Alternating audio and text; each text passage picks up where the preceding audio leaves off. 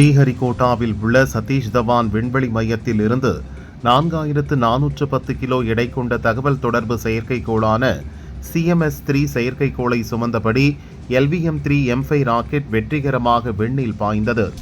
LVM-3 rocket மூலம் CMS-3 செயற்கைக்கோள் வெற்றிகரமாக விண்ணில் நிலைநிறுத்தப்பட்டதாக இஸ்ரோ தலைவர் நாராயணன் தெரிவித்துள்ளார். பீகார் விரைவில் கிழக்கு இந்தியாவில் ஜவுளி மற்றும் சுற்றுலாவின் முக்கிய மையமாக மாறும்.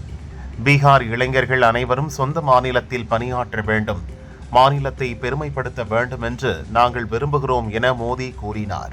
அமெரிக்க அதிபர் டொனால்ட் ட்ரம்பை பார்த்து பிரதமர் மோடி பயப்படுகிறார். பிரதமர் மோடியை ரிமோட் கண்ட்ரோலாக அதானி அம்பானி இயக்குகின்றனர் என காங்கிரஸ் MP ராகுல் கூறினார். பீகாரில் தேர்தல் பிரச்சாரத்துக்கு சென்ற காங்கிரஸ் MP ராகுல் குளத்தில் குதித்து மீனவர்களுடன் இணைந்து வலையை விரித்து மீன்பிடித்து ஓட்டு சேகரித்தார். பீகாரில் SIR திருத்தம் செய்து மக்கள் வாக்குரிமையை பறித்தனர். இது தமிழகம் உள்ளிட்ட பிற மாநிலங்களிலும் நடத்தக்கூடாது என்பதற்காக தமிழகம் தனது எதிர்ப்பை வெளிப்படுத்த வேண்டியது முக்கிய தேவையாக உள்ளதென அனைத்துக் கட்சி கூட்டத்தில் ஸ்டாலின் பேசினார். SIR பணிகளை தேர்தல் கமிஷன் நிறுத்த வேண்டும், இல்லாவிட்டால் சுப்ரீம் கோர்ட்டில் வழக்கு தொடரப்படும் என முதல்வர் ஸ்டாலின் தலைமையில் நடந்த அனைத்துக் கட்சி கூட்டத்தில் தீர்மானம் நிறைவேற்றப்பட்டது.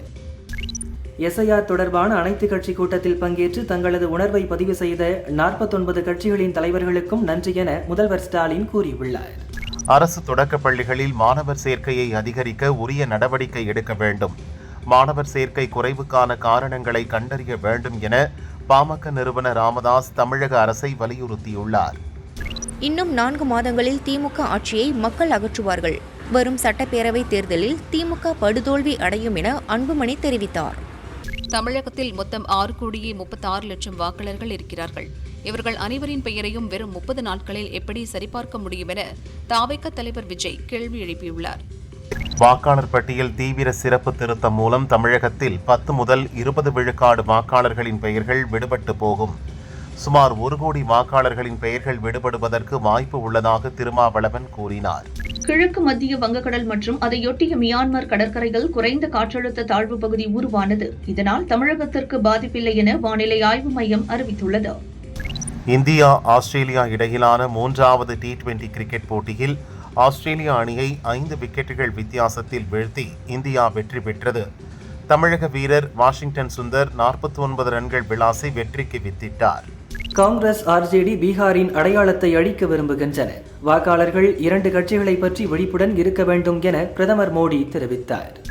முதல்வர் ஸ்டாலின் தலைமையில் நடக்கும் அனைத்துக் கட்சி கூட்டத்தை விஜயின் தாவேகா, சீமானின் நாத்தக உள்ளிட்ட 20 கட்சிகள் புறக்கணித்தன. மெக்சிகோவில் சூப்பர் மார்க்கெட்டில் தீப்பற்றியதில் 23 பேர் இறந்தனர். மேலும் 11 பேர் காயமடைந்தனர். தீப்பற்றியதற்கான காரணம் கண்டறியப்படவில்லை. கனடா எனக்கு மிகவும் பிடிக்கும், இருப்பினும் போலி விளம்பரம் எனக்கு கோபத்தை ஏற்படுத்திவிட்டது. இதனால் கனடாவுடன் வர்த்தக பேச்சுவார்த்தையில் ஈடுபட போவதில்லை என ட்ரம்ப் கூறியுள்ளார். கரிபியன் தீவுகளில் இருந்து அமெரிக்காவுக்கு போதைப்பொருள் கடத்தி வந்த படகு மீது அமெரிக்கா ட்ரோன் மூலம் தாக்குதல் நடத்தியது. இதில் 3 பேர் இறந்தனர். ஆந்திராவில் போலி மதுபானங்கள் தயாரித்த வழக்கில் முன்னாள் அமைச்சர் ஜோஹி ரமேஷை சிறப்பு புலனாய்வு பிரிவு போலீசார் கைது செய்தனர். 375 பொருட்கள் மீதான GST வரி விகிதங்கள் கடந்த செப்டம்பர் 22 முதல் குறைக்கப்பட்ட நிலையிலும் கடந்த மாத GST வசூல் கடந்த ஆண்டை காட்டிலும் அதிகரித்துள்ளது. அதன்படி அக்டோபரில் மொத்த GST வசூலானது சுமார் 1.96 லட்சம் கோடியாக உள்ளது. மத்திய அரசு எடுத்த நடவடிக்கை காரணமாக நாட்டில் நக்சல் வன்முறையால் பாதித்த மாவட்டங்களின் எண்ணிக்கை 46 38ஆகவும், நக்சல்களால் கவலைக்குரிய மாவட்டங்களின் எண்ணிக்கை 4ஆகவும், அதிக பாதிப்புள்ள மாவட்டங்களின் எண்ணிக்கை 3ஆகவும் குறைந்துள்ளது. பாகிஸ்தான் மீதான ஆபரேஷன் சிந்தூர் நடவடிக்கையின் போது ராணுவத்திற்கு பிரதமர் மோடி முழு சுதந்திரம் கொடுத்தார். இந்திய வரலாற்றில் இது முதன்முறை நடந்தது என ராணுவ தளபதி உபேந்திர திரிவேதி தெரிவித்தார். பண்டிகை கால தேவை அதிகரிப்பு மற்றும் GST குறைப்பு காரணமாக கடந்த அக்டோபர் மாதம் கார் விற்பனை உச்சத்தை எட்டியது. 5 லட்சம் என்ற எண்ணிக்கையை தாண்டி சாதனை படைத்தது. தமிழகத்தில் 59 DSP-க்களை இடமாற்றம் செய்து பொறுப்பு DGP வெங்கட்ராமன் உத்தரவு பிறப்பித்துள்ளார். வங்கதேசத்திலிருந்து சட்டவிரோதமாக குடியேறிய 16 பேரை அசாம் மாநில போலீசார் கைது செய்தனர். அவர்கள் நாடு கடத்தப்பட்டதாக அம்மாநில முதல்வர் ஹிமந்த பிஸ்வ சர்மா தெரிவித்தார். உரிய கால அவகாசம் கொடுக்காமல் தேர்தலுக்கு சில மாதங்களுக்கு முன்பு முழுமையான திருத்தப் பணிகளை செய்ய நினைப்பது உண்மையான வாக்காளர்களை நீக்கும் தந்திரம் மட்டுமே என அனைத்துக் கட்சி கூட்டத்தில் எஸ்ஐஆர் எதிர்ப்பு ஏன் என்பது குறித்து முதல்வர் ஸ்டாலின் விளக்கமளித்தார். வாக்காளர் பட்டியல் சிறப்பு தீவிர திருத்தம் குடியுரிமை மீது நடத்தப்படும் தாக்குதல் என விடுதலை சிறுத்தைகள் கட்சித் தலைவர் திருமாவளவன் தெரிவித்துள்ளார். கரூரில் 41 பேர் இறந்தபோதும் அதற்கு சம்பந்தப்பட்டவர்களை காப்பாற்றவே திமுகவினர் முயற்சி செய்தார்கள். அதேபோல் கள்ளக்குறிச்சி கள்ளசாராய விவகாரத்திலும் அதற்கு தொடர்புடையவர்களை காப்பாற்றவே திமுக அரசு முயற்சித்தது என நயினார் நாகேந்திரன் கூறினார். குறைந்தபட்ச நியாயம் கூட இல்லாமல் தேர்தல் ஆணையம் மோசடியாக செயல்படுகிறது. பாஜகவும் தேர்தல் ஆணையமும் இணைந்து நவீன முறையில் வாக்கு திருட்டை செயல்படுத்துகிறது என தமிழக காங்கிரஸ் தலைவர் செல்வ பெருந்தகை தெரிவித்தார். வாக்காளர் பட்டியலில் திருத்தம் செய்ய வேண்டியது அவசியம்தான், அதில் அவசரம் ஏன்? சட்டசபை தேர்தலுக்கு பிறகு திருத்தம் செய்ய வேண்டும் என கமல்ஹாசன் கூறியுள்ளார். தாவேக கூட்டங்களில் பொதுமக்களின் பாதுகாப்பை உறுதி செய்ய தேர்ந்தெடுக்கப்பட்ட தொண்டரணியினருக்கு விஜய் அறிவுறுத்தலின் பேரில் சென்னை பனையூரில் உள்ள தலைமை அலுவலகத்தில் பயிற்சி அளிக்கப்பட்டது. வாக்காளர் பட்டியல் சிறப்பு தீவிர திருத்தம் தமிழகத்தின் உரிமைக்கு பேராபத்தை விளைவிக்கும். ஜனநாயகத்தின் ஆணி வேரையே அறுக்கும் செயலில் இந்திய தேர்தல் ஆணையம் ஈடுபட்டுள்ளது என வைகோ கூறினார்.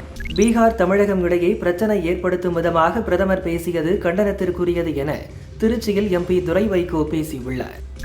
திமுக அரசின் தொடர் திசை திருப்பு நாடகத்தையும் வெற்றி விளம்பரத்தையும் பார்த்து சலித்து போன தமிழக மக்கள் எஸ்ஐஆர் எதிர்ப்பு நாடகத்தையும் புறக்கணிப்பர் என தமிழக பாஜக தலைவர் நயினார் நாகேந்திரன் கூறியுள்ளார். வாக்காளர் பட்டியல் சிறப்பு தீவிர திருத்தம் குறித்து அனைத்து கட்சி கூட்டத்தில் விஜய் கலந்துக்காமல் பிரதிநிதிகளை அனுப்பாமல் இருப்பது அவருக்கு மக்கள் மீது அக்கறை இல்லாததை காட்டுகிறது என கருணாஸ் கூறினார். வாக்காளர் திருத்தம் என்ற பெயரில் தேர்தல் ஆணையம் ஒருவருடைய குடியுரிமையை சோதனை செய்கிறது. அதனால் இண்டி கூட்டணி இதனை எதிர்க்கிறது என காங்கிரஸ் எம்பி ஜோதிமணி கூறினார். லாலுவின் மகன் பீகார் முதல்வரானால் கடத்தல், மிரட்டி பணம் பறித்தல், கொலை ஆகியவற்றுக்கு 3 இலாக்காக்கள் உருவாக்கி விடுவார்கள் என மத்திய உள்துறை அமைச்சர் அமித்ஷா தெரிவித்தார். பாரதிய ஜனதாவை எதிர்க்கக்கூடாது என்ற பதற்றம் விஜய்க்கு இருக்கிறது. அதனால்தான் அவர்கள் அனைத்து கட்சி கூட்டத்தில் பங்கேற்கவில்லை என அனைத்து கட்சி கூட்டத்திற்கு பின் திருமாவளவன் பேட்டி அளித்துள்ளார். நவம்பர் 4ஆம் தேதி தொடங்கவுள்ள வாக்காளர் பட்டியல் தீவிர திருத்த பணிகளில் பூத் கமிட்டி நிர்வாகிகள் அனைவரும் பங்கேற்பதை உறுதி செய்ய வேண்டும், கவனமுடன் பணியாற்ற வேண்டும் என நிர்வாகிகளுக்கு EPS அறிவுறுத்தினார். லாலுவுக்கு அவரின் மகன் CM ஆக வேண்டும், சோனியாவுக்கு அவரின் மகன் PM ஆக வேண்டும். அவர்கள் இருவரின் கனவும் எப்போதும் நிறைவேறாது. ஏனென்றால் PM CM பதவிகள் காலி இல்லை என மத்திய அமைச்சர் அமித்ஷா கூறினார். தேர்தலின் போது கூட்டணி வைத்தால் 3 அல்லது 4 சீட்டுகள் கிடைக்கும். கூட்டணிக்காக காலில் விழுந்து கிடக்க முடியாது. எங்களுக்கு வேண்டியது சீட் அல்ல, தமிழகத்தை ஆள்வதே இலக்கு என சீமான் கூறினார். மக்களின் வரிப்பணத்தால் முதல்வர் ஸ்டாலின் ஆடம்பர வாழ்க்கை வாழ்ந்து வருகிறார். திமுக அரசு லஞ்ச லாவண்யத்தில் திளைத்து வருகிறது என அதிமுக முன்னாள் அமைச்சர் ஜெயக்குமார் கூறினார். கரூரில் விஜய் பிரச்சார வேன் வரும் இடத்தில் ஒரு பள்ளம் உள்ளது. அது வேண்டும் என்றே தோண்டப்பட்டுள்ளதாக தெரிகிறது. விஜய்க்கு எதிராக சதி நடந்துள்ளதா என CBI அதிகாரிகள் சந்தேகமடைந்துள்ளனர். வாக்காளர் பட்டியல் சிறப்பு தீவிர திருத்தம் மூலம் தமிழகத்தில் வெற்றி பெற பாஜக முயற்சி செய்கிறது என துணை முதல்வர் உதயநிதி குற்றம் சாட்டியுள்ளார். SIR பணிக்கு கண்டனம் தெரிவித்துள்ள தாவேக தலைவர் விஜய் இதனை வெறும் வாக்கு அரசியல் லாபத்திற்காக பயன்படுத்த நினைக்கும் திமுகவின் சூழ்ச்சியையும் அறிந்தே வைத்திருக்கிறோம் என கூறியுள்ளார். SIR திருத்தத்திற்கு எதிராக அடுத்த கட்ட நடவடிக்கைகள் குறித்து ஆலோசிக்க ஸ்டாலின் தலைமையில் நடந்து வரும் அனைத்துக் கட்சி கூட்டத்தில் 40க்கும் மேற்பட்ட கட்சிகள் பங்கேற்றுள்ளன. அதிமுக பொதுச் செயலாளர் பழனிசாமியை நம்பி கெட்டவர்கள் யாரும் இல்லை என RB உதயகுமார் கூறினார். எனக்கும் மன வருத்தம் இருக்கத்தான் செய்கிறது. ஆனால் EPS என்னை நல்ல முறையில் பார்த்துக் கொள்கிறார். EPS-ஐ நாம் பாராட்ட வேண்டும் என முன்னாள் அமைச்சர் செல்லூர் ராஜு தெரிவித்தார். செங்கல்பட்டு அருகே காவல் நிலையத்தில் கையெழுத்திட வந்த பாமக நிர்வாகியை காவல் அதிகாரி முன்னிலையில் படுகொலை செய்ய முயற்சி நடந்துள்ளது. திமுக ஆட்சியில் காவல் நிலையங்களில் கூட மக்களுக்கு பாதுகாப்பு இல்லை என்ற அளவுக்கு சட்டம் ஒழுங்கு சீரழிந்துள்ளது என்று அன்புமணி தெரிவித்தார்.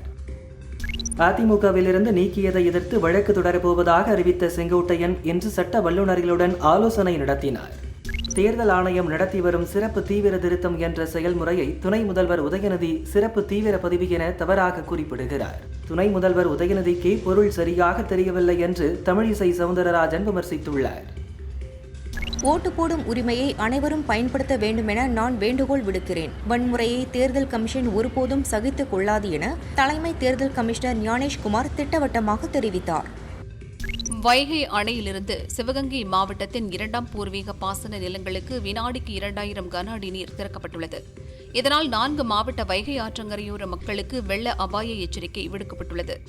திருச்சி பனையபுரத்தில் அறுவடைக்கு தயாராக இருந்த குறுவை நெற்பயிர்கள் தொடர் மழையினால் நீரில் மூழ்கி சாய்ந்து நெல்மணிகளை அறுவடை செய்ய முடியாத சூழ்நிலை ஏற்பட்டுள்ளது.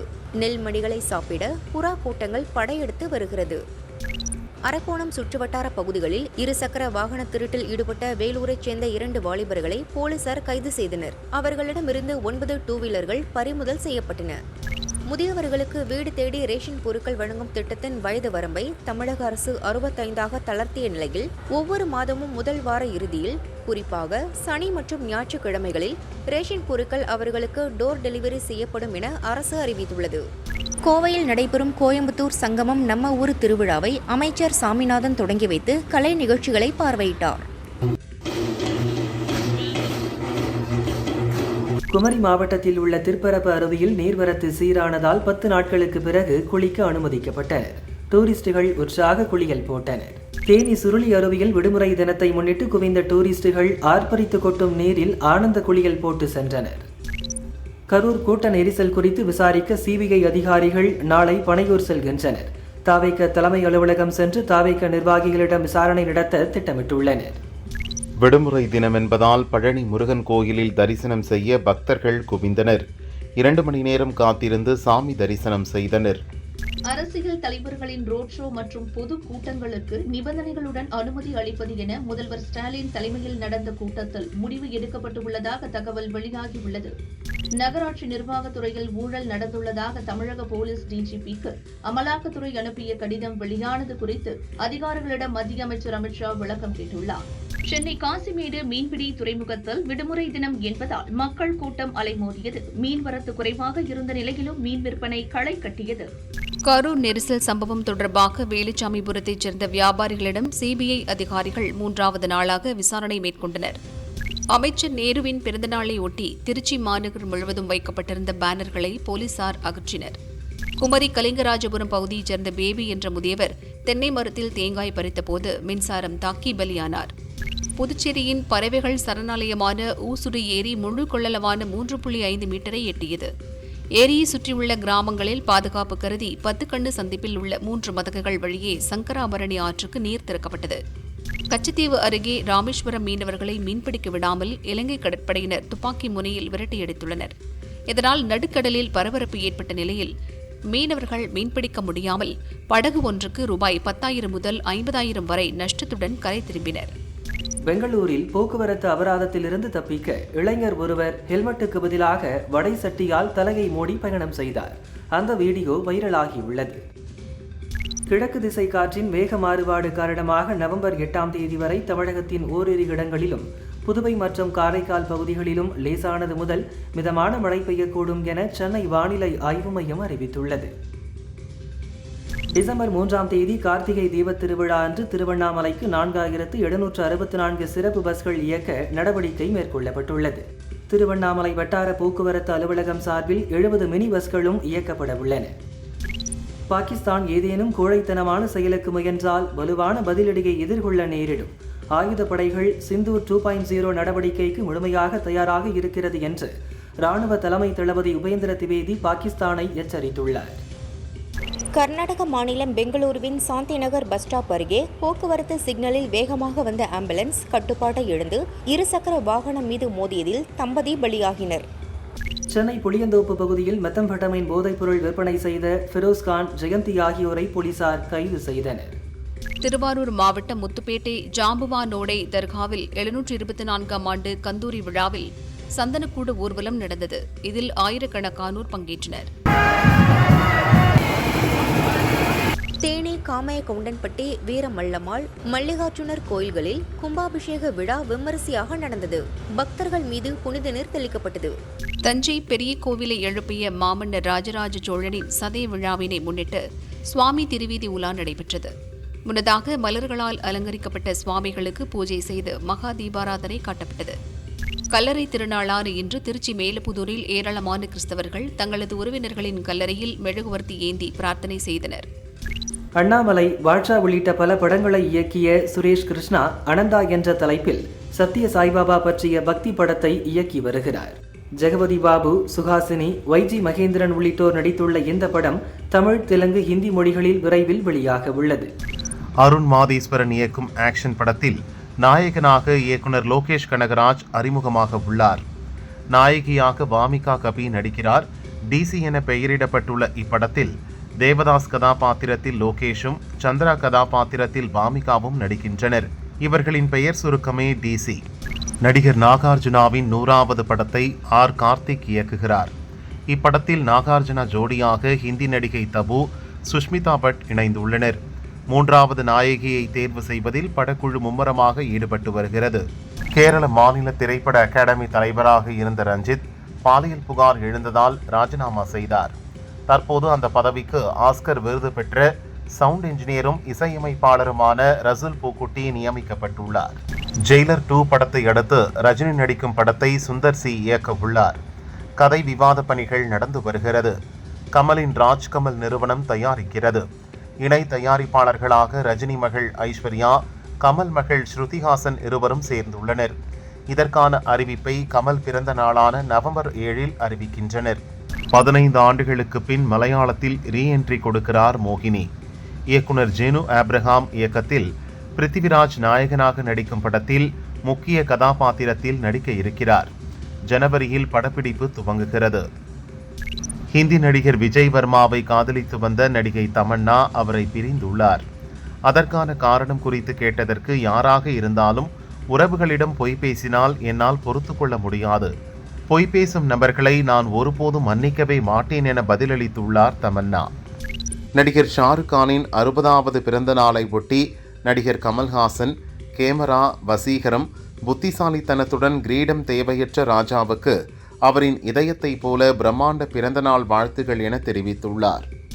அபத்தமான ஏஐ வீடியோக்கள் உண்மை போல் காட்சியளிப்பது மோசமானது. இந்த போக்கு தொடர்ந்தால் எதிர்காலத்தில் ஆபத்தாகிவிடும் என நடிகை நிவேதா பெத்துராஜ் கூறினார். பாலிவுட் நடிகர் ஷாருக் கானின் 60வது பிறந்தநாளை ஒட்டி மும்பையில் உள்ள ஷாருக் கான் இல்லம் முன் ரசிகர்கள் குவிந்துள்ளனர்.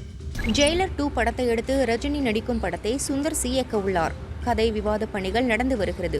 கமலின் ராஜ்கமல் நிறுவனம் தயாரிக்கிறது. இணை தயாரிப்பாளர்களாக ரஜினி மகள் ஐஸ்வர்யா, கமல் மகள் ஸ்ருதிஹாசன் இருவரும் சேர்ந்துள்ளனர். இதற்கான அறிவிப்பை கமல் பிறந்த நாளான நவம்பர் 7 அறிவிக்கின்றனர். இந்தியா தென்னாப்பிரிக்கா அணிகள் மோதும் மகளிர் உலகக்கோப்பை கிரிக்கெட் தொடரின் இறுதிப் போட்டி இன்று நடக்கிறது. இந்நிலையில் தென்னாப்பிரிக்கா கேப்டன் லாரா பால்வர்ட் இறுதிப் போட்டியில் நாங்கள் வெற்றி பெறுவோம், இது மைதானத்தை அமைதியாக்கும் என நான் நினைக்கிறேன் என கூறியது 2023 ஆஸ்திரேலிய கேப்டன் பேட் கமின்ஸின் பேச்சை நினைவுபடுத்தியது. நடிகர் ஷாருக் கான் இன்று 60வது வயதை கொண்டாடுகிறார். ஷாருக் கான் பிறந்த நாளை முன்னிட்டு கிங் திரைப்படத்தின் பெயர் டீசரை படக்குழுவினர் வெளியிட்டனர். மகளிர் உலகக்கோப்பை கிரிக்கெட் தொடரின் இறுதிப் போட்டியில் இந்தியா, தென்னாப்பிரிக்கா அணிகள் மோதுகின்றன. டாஸில் தென்னாப்பிரிக்கா கேப்டன் லாரா வென்று ஃபீல்டிங் தேர்வு செய்துள்ளார். நியூசிலாந்து கிரிக்கெட் அணியின் முன்னாள் கேப்டன் கேன் வில்லியம்சன் சர்வதேச T20 போட்டிகளிலிருந்து ஓய்வு பெறுவதாக அறிவித்துள்ளார். ஒருநாள் மற்றும் டெஸ்ட் போட்டிகளில் மட்டும் விளையாடுவார்.